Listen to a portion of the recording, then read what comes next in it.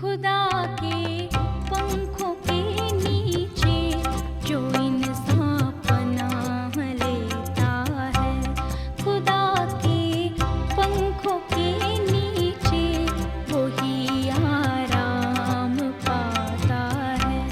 खुदा के पंखों के नीचे जो इंसान पनाह लेता है।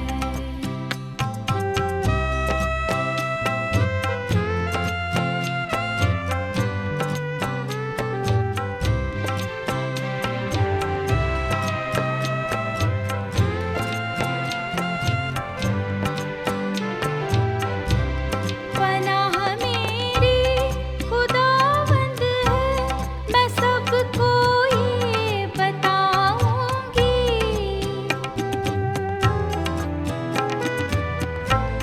पनाह मेरी खुदावंद है, मैं सबको ये बताऊंगी।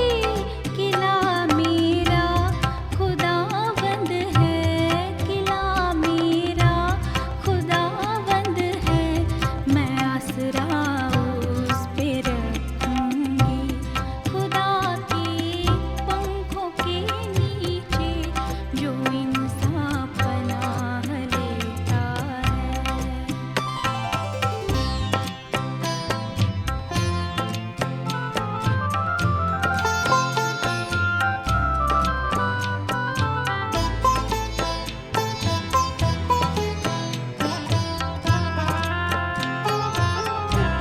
मुसीबत और दुख के दिन खुदा तुझको न छोड़ेगा।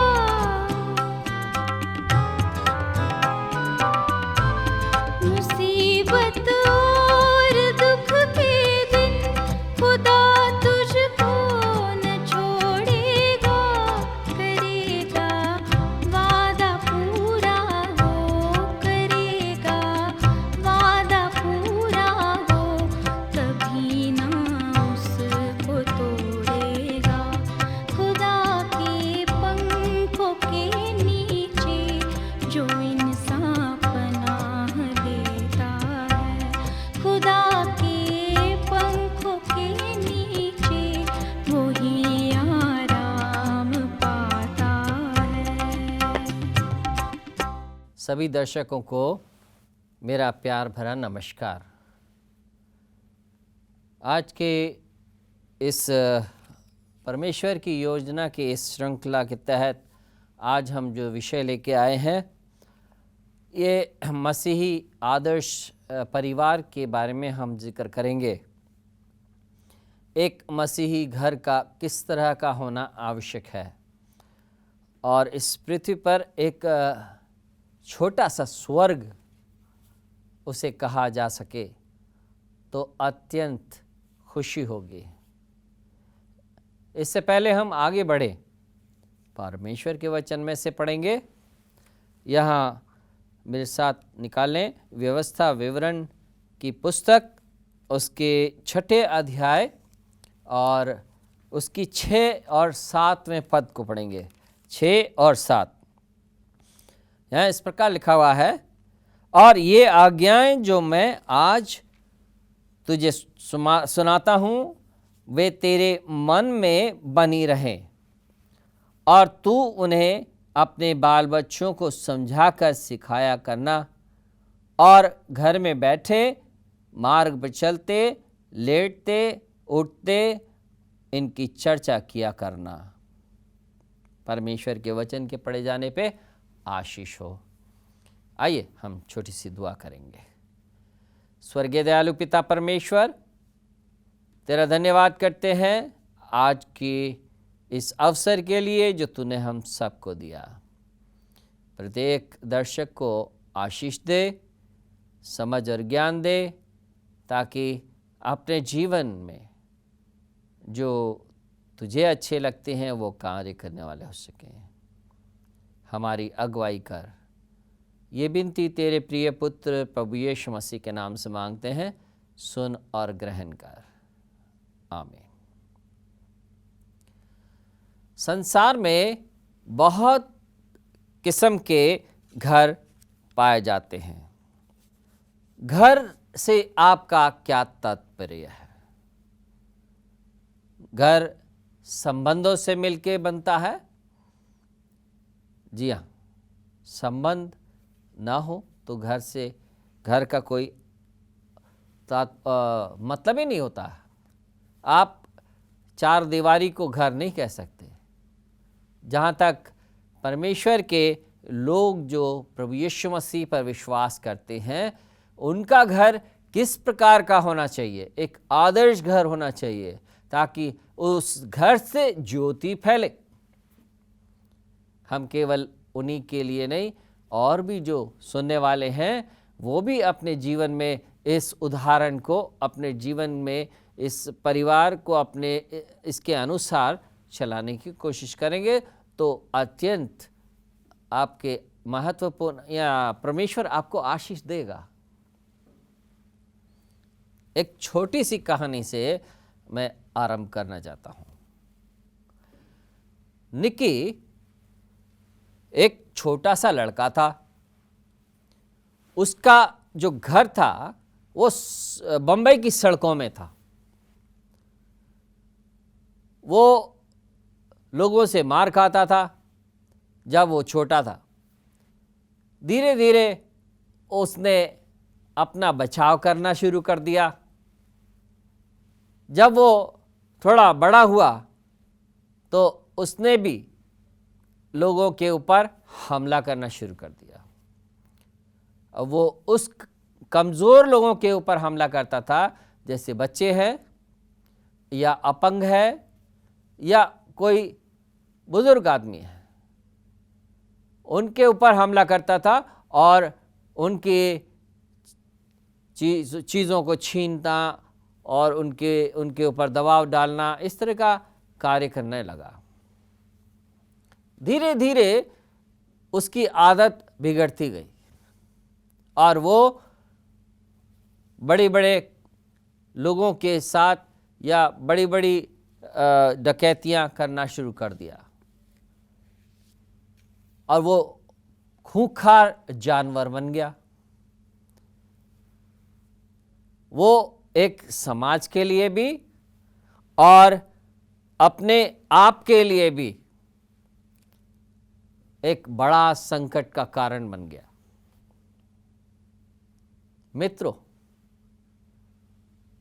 ऐसे सड़कों पे निक्की जैसे करोड़ों बच्चे आज घूम रहे हैं, जिनके ऊपर हम देखते हैं ना तो शिक्षा है, ना प्रेम है और ना उनके पास कोई रहने के लिए स्थान है। इसके अलावा कुछ अच्छे घरों के बच्चे भी हैं जो अपने तरीके से जीना आरंभ कर देते हैं। यहाँ मैं उन बच्चों की बात कर रहा हूँ जो अच्छे घरों के हैं, जिनके माँ बाप के अंदर तनाव है, माँ छोड़ के चली गई या बाप छोड़ के चला गया और बच्चा परेशान है और वो अपने निर्णय लेता है, या माँ बाप जो हैं दोनों अपने अपने काम में रहते हैं और बच्चे से कोई मतलब नहीं है, उसके समय बिताते नहीं हैं। उसने अपना जैसा अपनी समझ के सहारे से अपनी तरह से कार्य करना आरंभ कर दिया है। मैं आपको बताना चाहता हूँ, आजकल के माहौल को देखकर जो कहानी किस्से सामने दिखाई देते हैं, हमें घबराहट पैदा होती है। वो इसलिए कि वो रिस्क वाले बच्चे, जो बालक जिनको रिस्क दिलाया जाएगा, जिनको सताया गया है और जो इस तरह के माहौल से निकल के आए हैं, उन्होंने अपनी तरह से जीना शुरू कर दिया और फिर वो जो काम करते हैं आप न्यूज़पेपर में सुन सकते हैं या फिर मीडिया में न्यूज़ जब आती है आप खोल के देखें, उनके चर्चे आपको मिलते हैं। मित्रों, घर समाज की एक नींव होती है। घर, जैसा मैंने बताया कि चार दीवारी से नहीं बनता, ये संबंधों से बनता है। और इस घर के अंदर नियम कानून अगर ना हो तो वो कभी भी आगे नहीं बढ़ सकता। उसके अंदर कभी भी शांति, एकता और प्रेम नहीं रह सकता। लेकिन अफसोस की बात है कि आज जो सिद्धांत, जो नियम घर को बांधे रखने के लिए परमेश्वर ने बनाए और वो चाहता है कि शांति से रहे, उनको दकियानूसी बनाया गया है। वो कहते हैं ये तो फालतू चीज़ है, इसको मानने की ज़रूरत नहीं है। हमें इस संसार में रहना है और हमें संसार की दौड़ में दौड़ना है। मित्रों, ऐसा हम देखते हैं कि जो नियम और कानून जिस घर में नहीं है, उन घरों की संख्या टूटती चली जा रही है। आज तलाक अगर संख्या देखें तो बढ़ती जा रही है। और ये हालत क्यों होती जा रही है? इसका एक बहुत बड़ा कारण है। थोड़ी बातों का हम आज जिक्र करेंगे और उम्मीद है कि आप उससे शिक्षा लेंगे। परमेश्वर की इस घर को बनाने के लिए एक अलग से योजना पाई जाती है और वो चाहता है कि एक घर के अंदर शांति, प्रेम और एकता बनी रहे। परंतु विरोधी जो शैतान है, वो नहीं चाहता कि किसी के घर में प्रेम, शांति और एकता बनी रहे। वो जानता है कि इस परिवार के अंदर कौन ऐसा कमजोर है, कौन सा ऐसा दुर्बल आदमी है या बच्चा है या स्त्री है जिसके द्वारा वो उस घर के अंदर कदम रखता है। और फिर उनके अंदर झगड़े, फिर उसके बाद आप देखते हैं कि तलाक तक नौबत आती है। लेकिन परमेश्वर ने जो घर बनाया है, उस घर का आधार प्रेम रखा है। एक सच्चा प्रेम केवल परमेश्वर की ओर से ही मिलता है। हम प्रेम की बात करें तो प्रेम तो सुख देना चाहता है, लेना नहीं चाहता। प्रेम शांत होता है और बहुत गहरा होता है। वो बाहरी गुण नहीं दिखाता, बाहरी तरीके से नहीं बोलता, केवल शब्दों में नहीं बोलता, वो करके दिखाता है। और वो जानता है अच्छे बुरे का ज्ञान, और ये स्थायी होता है, थोड़े समय के लिए नहीं होता है। यदि प्रेम है, वो प्रेम हमेशा बना रहेगा। हम यदि अगर देखें तो बाहरी गुणों के आधार पर हम अंधे हो जाते हैं और हम अपने हिसाब से चुनाव करते हैं और फिर फंदे में फंसकर जल्दबाजी में विवाह कर लेते हैं और आगे चलकर पता चलता है कि ये तो निभने लायक नहीं है। विवाह करने से पहले हमें कुछ बातों का ध्यान रखना चाहिए। खास तौर से आज का हमारा जो विषय है उन नौजवानों के लिए है जो इस दहली पे कदम रख रहे हैं, शादी के लिए तैयार हैं, अपने जीवन साथी को ढूंढ रहे हैं। मित्रों, हम चाहते हैं कि आप उस चुनाव करने से पहले कुछ बातों का ध्यान रखें। नंबर 1, सबसे पहली बात तो आपको ये समझने की आवश्यकता है कि हम कैसा जीवन साथी चाहते हैं। हम जिसमें अच्छा पौरुष हो और मेहनती हो और दिखने में भी अच्छा लगता हो, ऐसा ईमानदार हो, परमेश्वर से डरता हो, और इसी तरह की स्त्री का भी है कि एक मेहनती स्त्री हो। स्त्री की बात चली है तो एक अच्छी स्त्री का गुण पवित्र बाइबल में पाया जाता है, जो नीति वचन के 31वें अध्याय में पाया जाता है कि वो देर रात तक करती है काम और जल्दी सुबह उठती है। प्रिय मित्रों, वो गुण एक स्त्री के जो वहाँ पाए जाते हैं, विवाह करने से पहले पढ़ लें। इसी प्रकार एक विवाह करने से पहले एक मनुष्य का कैसा होना चाहिए, इसके एक नौजवान का कैसा होना चाहिए, सबसे पहले वो परमेश्वर से डरता हो, ईमानदार हो, मेहनती हो, इस तरह का उसके अंदर आदत हो। यदि हम दूसरे कुरिन्थियों उसके 6 अध्याय के 14वें पद में पढ़ें तो वहाँ लिखा हुआ है, असमान जुए में न जुतो, क्योंकि धार्मिकता और अधार्मिकता का क्या मेल, या ज्योति और अंधकार का क्या संगति।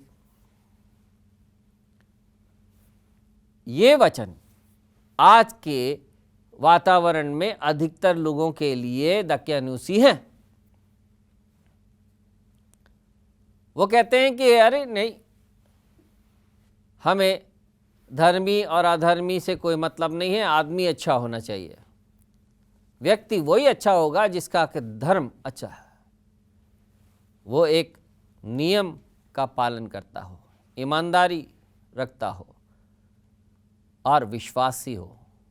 विश्वासी का मतलब है कि वो जिस विश्वास के अंदर आप हैं, उसी विश्वास में उसका भी होना जरूरी है।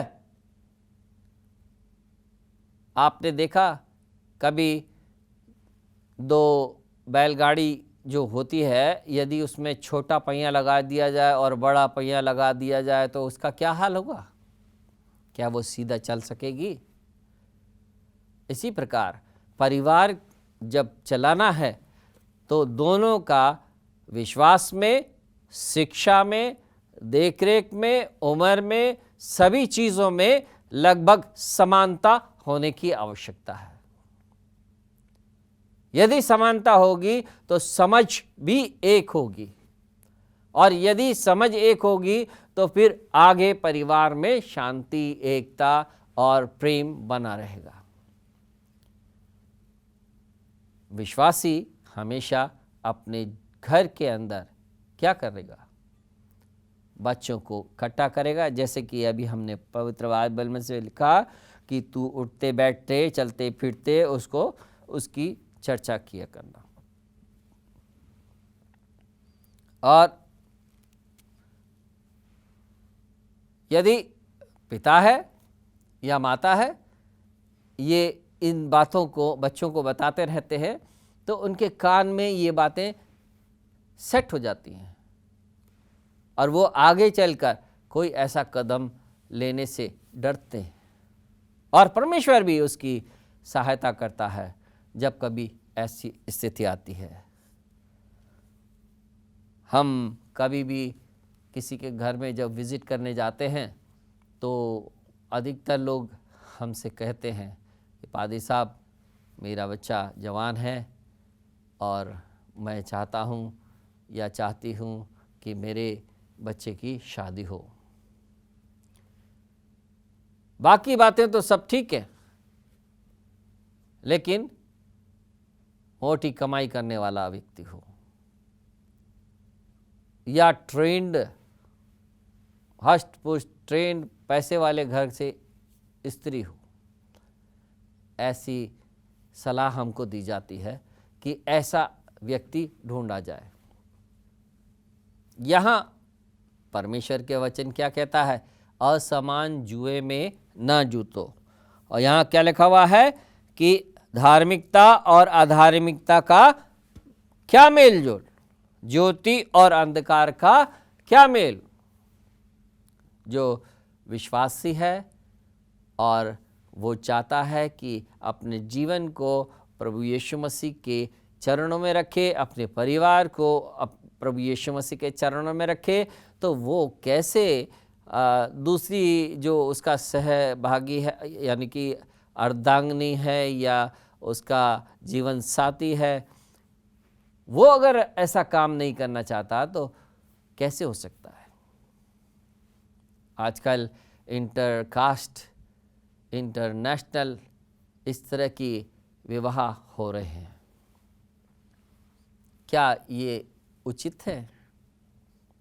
इसीलिए आज तलाक की संख्या बढ़ती चली जा रही है, क्योंकि समानता नहीं रखते हम। कहीं तो बहुत ऊंची चीज़ अपने हिसाब से धन का देखते हैं, कहीं शरीर का देखते हैं और कहीं मन का देखते हैं। वैसे तो साधारण तौर से हर एक जनरल तौर पर मैं आपको एक बात बताना चाहता हूं कि शादी में मनुष्य क्या देखता है? सुंदरता, धन और ज्ञान, इन तीनों को देखना चाहता है। परंतु तीनों में से एक भी अगर व्यक्ति के अंदर है और दूसरे व्यक्ति के अंदर भी वही है, तभी पटरी सीधी सी चलेगी, अन्यथा मुश्किल होगा। यदि हम वहाँ दूसरा तिमोथी 3 अध्याय उसके 15वें पद को पढ़े तो वहाँ लिखा है, बालकपन से इसकी शिक्षा दी गई है ताकि ये समझने, सुधारने और चलने के लिए लाभदायक है। और हम यदि इस तरह के व्यक्ति को बचपन से घर में अगर बच्चा है, उसको बचपन से परमेश्वर के प्रेम के बारे में बताते चले जा रहे हैं, तो वो अवश्य है कि आगे चलकर अच्छा नागरिक बनेगा और साथ में अच्छा मसीही बनेगा। जहाँ तक आदर्श मसीही की ज़रूरत है, उसके घर के नियम ऐसे हों जो परमेश्वर की योजना को बताते रहते हों सुबह शाम, और एक विश्वास में होना चाहिए। एक कहानी है कि एक स्वामी ने एक दंपत्ति को कुछ बीज दिए और एक वाटिका दी ताकि उसमें खेत में वो बीज बो सके। उसने खोदा और उसको तैयार किया, बीज डाल दिए। थोड़े दिनों के बाद बीज निकले और वहाँ जाके देखा कि उस बीज के साथ साथ दूसरे ऊंट कटार भी पौधे हो रहे हैं। जो दूसरे पौधे हैं वो भी बढ़ रहे हैं। व्यक्ति जो आदमी था वो अपने काम में चला जाता था। उसने कहा कि भाई मेरे पास तो काम टाइम नहीं है, आप घर में रहती हैं, आप इसकी देखभाल करो। लेडी गई, महिला घर में उसको जो ऊँट कटार के जो पौधे थे उसको निकाला, थोड़ा सा धूप देखी, कड़क धूप, ये सोचकर कि आज नहीं करेंगे कल करेंगे, सुस्ती में आ गई। इस तरह से धीरे धीरे देखा कि वो दिन निकलता गया, आज नहीं कल करेंगे, कल नहीं परसों करेंगे, और ये सब निकलता चला गया। और अंत में क्या हुआ कि वो जो बड़े पौधे थे वो बढ़ते चले गए और उसके अंदर ऊंट कटार पैदा हो गए। मित्रों, जब स्वामी आया तो वो कहता है कि मेरी वाटिका में क्या किया आपने। उनके पास बोलने के लिए शब्द नहीं था, बताने के लिए शब्द नहीं था कि हम क्या करा, क्योंकि वहाँ सब कुछ दिखाई दे रहा था। आज उससे वो वाटिका छीन ली गई, उसके मांगने पर भी नहीं दी गई, क्योंकि परमेश्वर हमें एक ही बार वाटिका देता है।